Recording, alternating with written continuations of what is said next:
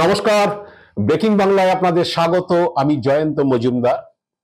লোকসভা ভোটের ফল বেরোনোর পর যখন বিজেপি রাজ্য সভাপতি সুকান্ত মজুমদার কেন্দ্রীয় মন্ত্রী হলেন, তখনই ঠিক হয়ে গেছিল যে এ রাজ্যে বিজেপি সভাপতি পরিবর্তন হবে, কারণ বিজেপির পার্টির নিয়ম অনুযায়ী এক ব্যক্তি দুই পদে থাকতে পারেন না।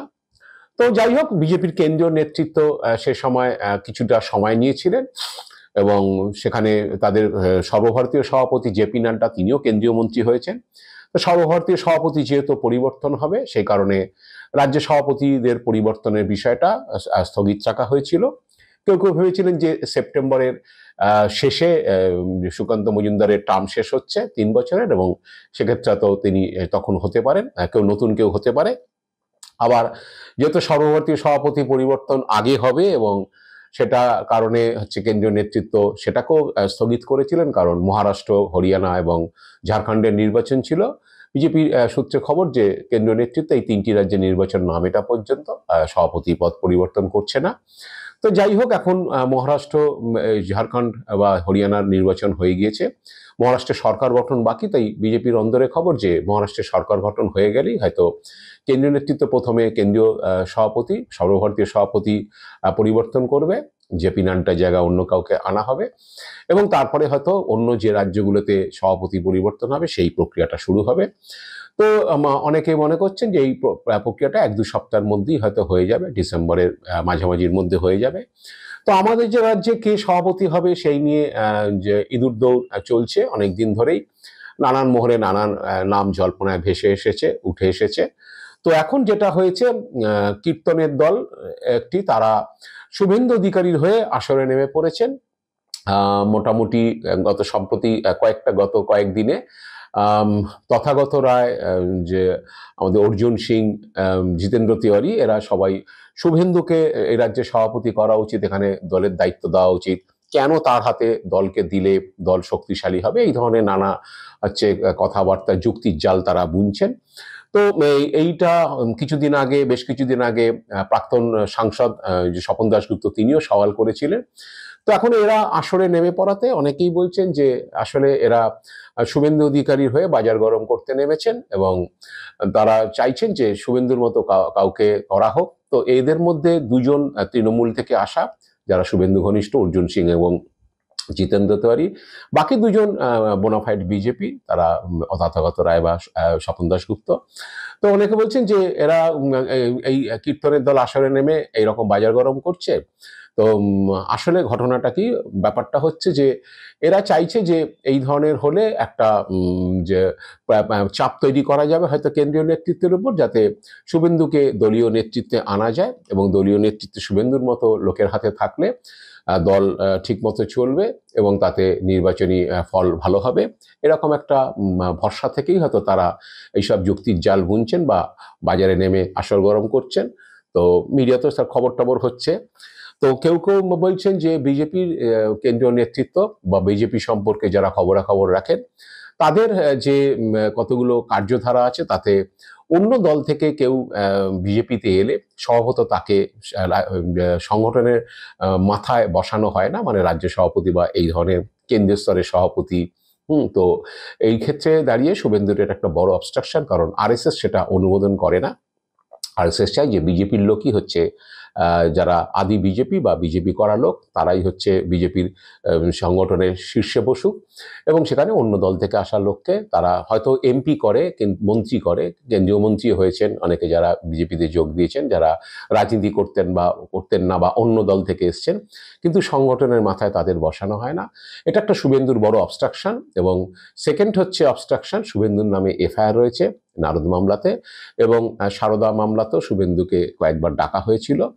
তো এই সব থাকাতে শুভেন্দুর ক্ষেত্রে সেটা একটা বড় অবস্ট্রাকশন। সেই কেন্দ্রীয় নেতৃত্ব আদৌ সেই বিষয়টা মেনে নেবেন কিনা। আমাদের এ রাজ্যেও সুকান্ত মজুমদারদের এরকম একটা অ্যালার্জি রয়েছে, যারা পুরনো বিজেপি বা আদি বিজেপি, এবং সুকান্ত সেইখান থেকেই দাঁড়িয়ে সভাপতি হয়েছিলেন।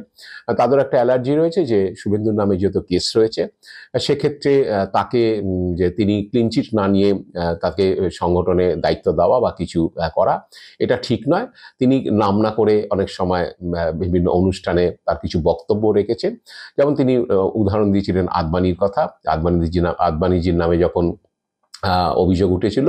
তিনি ক্লিন চিট নিয়ে আসার পরে তিনি পার্টি পোস্টে বসেছিলেন। এরকম একটা আভাস ইঙ্গিত সুকান্ত মজুমদার দিয়েছিলেন। অনেকে মনে করছেন যে বিদায়ী সভাপতির একটা মতামত সবসময় হচ্ছে কেন্দ্রীয় নেতৃত্ব নেয়, যে তার জায়গা, তার চেয়ারে পরবর্তীকালে কে বসলে সেটা ভালো হবে। তো সেক্ষেত্রে দাঁড়িয়ে সুকান্ত মজুমদার যে শুভেন্দুর নাম করবেন না, এটা সকলেই জানেন, এবং সেই ক্ষেত্রে সেটা শুভেন্দুর আরেকটা বড় অবস্ট্রাকশন। তবে কেন্দ্রীয় নেতৃত্ব ব্যতিক্রমী কোনো সিদ্ধান্ত নিতেই পারে বিজেপির, সেটার জন্য তাদের কেউ আটকাতে পারবে না। আবার কেউ কেউ বলছেন যে যতই এখানে কীর্তনের দল আসর গরম করুক, শুভেন্দুকে সভাপতি করতে চেয়ে কেন্দ্রীয় নেতৃত্ব যাকে সভাপতি করবে তারা এসব বিষয়ে আমল দেন না। তারা ডিসাইড করে নেন যে কাকে তারা সভাপতি করবেন, বা আগামী দিনে 2026 সালে ভোট রয়েছে সেই কথা মাথায় রেখে কাকে বসাবেন। তাতে এখানে কীর্তনের দলরা হই হই করলো, কি বাজার গরম করলো, কি মিডিয়াতে বললো অমুকে হলে দল শক্তিশালী হবে, অমুকে হলে দল শক্তিশালী হবে, এগুলো তো তারা মাথা ঘামায় না। কারণ হচ্ছে তারা তাদের সিদ্ধান্তটাই অচল থাকে। তো এক্ষেত্রে অনেকেই মনে করছেন এই অবস্ট্রাকশনগুলো শুভেন্দুর বিরুদ্ধে যেতে পারে, এবং সেক্ষেত্রে শুভেন্দু সভাপতি হওয়া নাও হতে পারে। হয়তো দলেরই কোনো মানে আদি লোক যারা, তারা যে সিদ্ধান্ত নেবেন। কারণ এ রাজ্যে বিজেপির যারা পুরনো লোক বা আদি নেতা, তারা শুভেন্দুকে বিশেষ পছন্দ করেন না বলেই দলীয় সূত্রে খবর। আর তৃণমূল থেকে যারা শুভেন্দুর সঙ্গে এসছেন বা যোগদান করেছেন, পরবর্তীকালে এমএলএ হয়েছেন, তাদের একটা অংশ বিভিন্ন জেলাতে শুভেন্দুর যারা ফলোয়ার্স রয়েছে তারা শুভেন্দুকে পছন্দ করেন। আদি বিজেপির লোকজন শুভেন্দুকে পছন্দ করেন না, যেহেতু তিনি অন্য দল থেকে এসছেন। আর প্লাস হচ্ছে শুভেন্দু দলীয় অনুশাসন বিশেষ মানেন না বলেও তার বিরুদ্ধে অভিযোগ। কারণ অনেক সময় দেখা গেছে দলীয় অনুশাসন না মেনে তিনি নিজের মতো কর্মসূচি নিয়েছেন, নিজের মতো সমস্ত রাজ্যে ঘুরে বেরিয়েছেন, রাজ্য জুড়ে। তো এইসবের কারণে তার একটা অবস্ট্রাকশন রয়েছে। তবে এই ঘটনাতে তৃণমূলের তরফে তৃণমূল বারেবারেই যেটা বলে আসছে যে শুভেন্দু হলো তাদের লক্ষ্মী পেঁচা। তৃণমূলের মুখপাত্র কুণাল ঘোষ বলুন বা দেবাংশু ভট্টাচার্য, তারা বারেবারই বলেছে যে শুভেন্দু অধিকারী হচ্ছে তৃণমূলের লক্ষ্মী পেঁচা। কারণ শুভেন্দু অধিকারী যেই মোমেন্টে তৃণমূল ছেড়ে বিজেপিতে যোগদান করেছে, তারপরে 2021 সালে বিধানসভার নির্বাচন হয়েছে। বিধানসভার নির্বাচনের পরে কয়েকটি বিধানসভায় উপনির্বাচন হয়েছে, তারপরে পুরসভার নির্বাচন হয়েছে, 2023 সালে পঞ্চায়েত নির্বাচন হয়েছে, 2024 সালে লোকসভা ভোট হয়েছে, এবং সম্প্রতি যে 6টা বিধানসভার উপনির্বাচন হয়েছে, কোনো নির্বাচনই হচ্ছে বিজেপি দাগ কাটার মতো তেমন ফলাফল করতে পারেননি।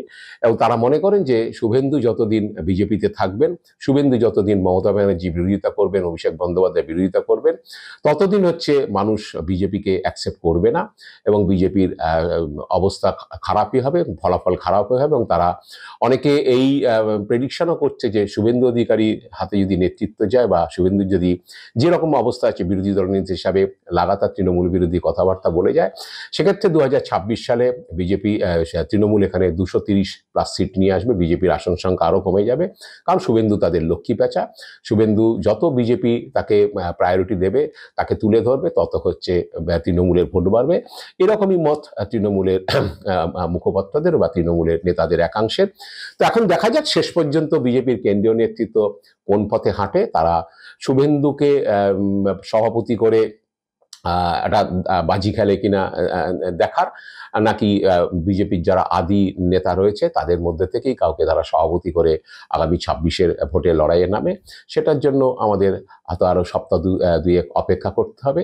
আজ এ পর্যন্তই। আপনারা ভালো থাকবেন, সুস্থ থাকবেন। নমস্কার।